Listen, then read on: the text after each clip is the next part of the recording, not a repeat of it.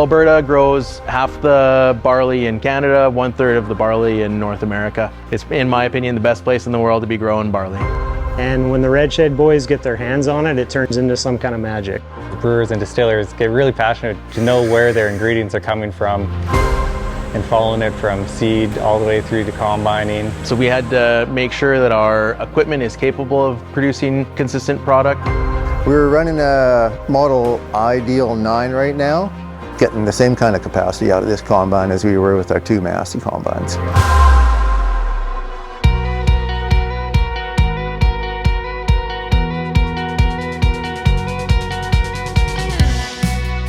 My name is Joe Hamill. I'm from Penhold, Alberta, and we're in Shed Malting. Grew up on Hamill Farms, and we've been around since 1929. Great-grandparents came over from Ireland and started farming, and then their sons took over, and then my dad took over from them, and now it's my dad and us. So our typical growing season starts in about end of April, early May, and we'll start planting the crop. Over summer, crops will advance and ripen up, and then we'll hit harvest in kind of end of August and September.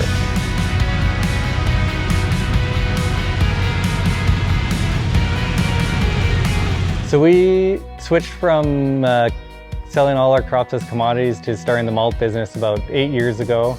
It was one way to get me and my brother back onto the farm. So we found a way to value add our crop and start a malt business. I'm Matthew Hamill, one of the owner-operators at Shed Malting. As a maltster, we play the connector between the farmer and the brewer. So we are processing barley, wheat, and oats into usable ingredients for our brewers. So a maltster takes barley from the field, and then we run it through a 3-step process of steeping, germination, and kilning, and get those barley kernels ready for the brewers to take over and convert into sugar and alcohol. We had the first malt roaster in Canada, and so just by altering the time and temperature in that roaster, we can get all kinds of crazy flavors out of that barley. A lot of our products are coming out of the roaster, and there's a wide range that we can produce on there, from light biscuit malt all the way to a dark chocolate or roasted barley. Some of the end products that our malt is used for include craft beer and craft spirits. So on the spirit side, we really focus on single malt whiskey producers, and with the craft brewers, we really aim to help them provide the full gamut of beer styles. My name is Curtis Lawrence Ross. I am one of the owners of Red Heart Brewing. I make all the beer here at Red Heart. We use Shed Malting in just about everything that we have here, most of our beers. The water here is perfect for making malty beers, and the malt here is some of the best on the planet. And when the Red Shed boys get their hands on it, it turns into some kind of magic. I mean, they're 15 kilometers away from here, and we've had the opportunity to go out and be in the combines with them when they're pulling off that crop that then becomes a product that I can sell to my customer, and it's just a really cool experience. My name is Jacques Tremblay. We're in Bridgeham Distillery, just in the heart of Calgary. We wanted people to taste what it tastes to make a whiskey in Alberta. So it was important to know where the grain was coming from. And along the way, we met the guys at Shed Malting, Joe, Matt, and John. We quickly realized that they've got the same work ethic, they've got the same philosophy in life and philosophy of work, and for us that was important. Shed Malting are very crafty when it comes to malting their grain, and it gave us a very consistent product. They're always looking for something new and exciting, and we can have a lot of flexibility with product development. However, they also demand a high quality, very consistent product. So we had to make sure that our equipment is capable of producing a consistent product.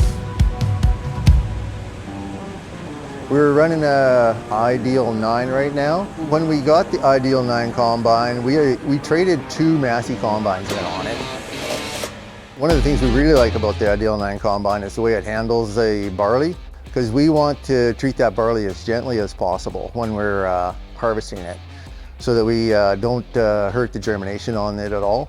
So the Ideal combine. The rotor system is really designed well to handle that and not hurt the barley at all, and yet give us a nice clean sample. And also it doesn't hurt the straw very much. And we've had some interest in people coming and buying our straw off us, and so it gives us that nice option if we do want to sell our straw.